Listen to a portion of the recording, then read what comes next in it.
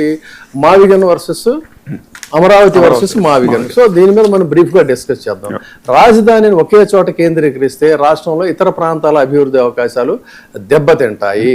విజయవాడ, గుంటూరు, విశాఖ కేంద్రంగా ఉత్తరాంధ్ర, కాళహస్తి, నడికుడి, రాయలసీమ ఈ ప్రాంతాల మధ్య వ్యత్యాసాలు వస్తాయి. ప్రభుత్వ అధికారం వ్యవస్థలో వీటన్నిటిని కూడా వికేంద్రీకరించాలి.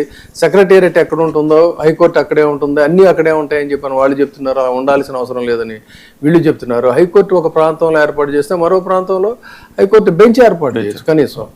ఈ విధంగా ఉత్తరాంధ్ర, రాయలసీమలో ప్రభుత్వ అధికార వ్యవస్థలన్నిటిని కూడా విస్తరించాలి. అన్ని ప్రభుత్వ కార్యాలయాలు ఒకే చోట కాన్సన్ట్రేట్ చేయటం వల్లే హైదరాబాదు ఎఫెక్ట్ కూడా మనకు పడింది. కాబట్టి ప్రత్యేక ప్రయోజనం ఏంటి, దీనివల్ల ఏమీ లేదు.